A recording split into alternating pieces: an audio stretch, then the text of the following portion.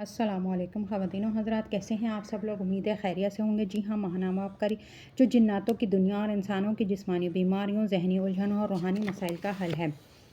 محترم حکیم صاحب، میرے ساتھ جنات کا مسئلہ تھا۔ آپ نے مجھے ان سے نجات کا وظیفہ بتایا، میں وہ پابندی سے کر رہا ہوں۔ ایک دن ہم اپنے گھر بیٹھے ہوئے تھے کہ ایک گرجدار آواز اور سائے حرکت کرتے نظر آئے۔ لگتا تھا کہ کوئی آ گیا ہے۔ اس وقت ایک للکارتی ہوئی آواز آئی، کون ہے جو ہمارے مسلمان کو تنگ کرتا ہے؟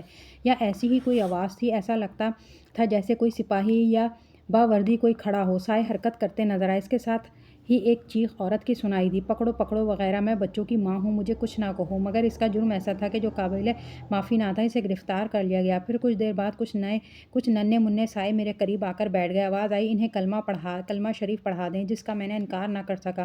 بہت رعب چھایا ہوا تھا، دبدبا تھا۔ میں نے کلمہ پڑھنا شروع کیا۔ انہوں نے کلمہ پڑھا، شاید یہ جنات کے بچے تھے۔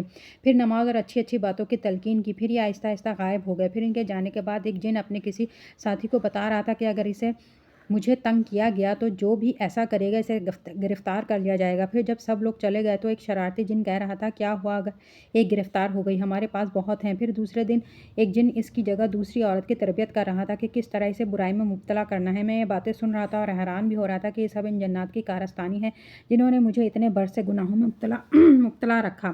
یہ واقعہ میرے ساتھ ربیع الاول کے مہینے میں پیش آیا۔ قبرستان والی مسجد میں جلسہ تھا۔ میں اور میرے دوست بھی جلسے میں شریک تھے۔ ہم سب کا یہ فیصلہ تھا کہ آج کے اس عظیم الشان جلسے میں ضرور جائیں گے، اور میں نے کہا رات تقریباً 8 بجے میرے ہاں آ جانا۔ وہ سب اپنے وعدے کے مطابق آ گئے اور ایک ساتھ ہم چلے گئے اور عشاء کی نماز وہاں جا کر پڑھی۔ اتنی دیر میں مفتی صاحب آ گئے اور تقریر شروع ہو گئی۔ تقریر اتنی اچھی تھی کہ گھر جانے کا خیال ہی نہیں رہا۔ گھر اتنی دور تھا کہ پیدل چلتے آدھا گھنٹہ لگتا تھا، اور جب ایک دوست پانی پینے گیا تو ٹائم دیکھا 12 بجے ہوئے تھے۔ اس نے کہا چلو بہت دیر ہو چکی ہے۔ میں نے کہا چلتے ہیں۔ جب جلسہ ختم ہوا تو دیکھا کوئی بھی دوست نہیں تھا۔ میں نے سوچا چلو قبرستان کے درمیان سے چلتے ہیں، اور میں چل دیا۔ جب آدھے سے زیادہ فاصلہ طے کیا تو ایک قبر سے چیخ کی آواز آئی۔ میں رک گیا اور پیچھے پلٹ کر دیکھا کہ اچانک قبر کھلی اور ایک خوفناک بلا نکلی اور مجھ کو آواز دی کہ امجد رک جاؤ ورنہ اچھا نہیں ہوگا۔ میں نے اس کی ایک نہ سنی اور آیت الکرسی پڑھنی شروع کر دی۔ اتنی دیر میں گھر آ گیا اور میں بے ہوش ہو گیا، اور جب ہوش آیا تو دیکھا میرے سارے دوست میرے پاس ہیں اور مجھے 10 دن تک بخار رہا۔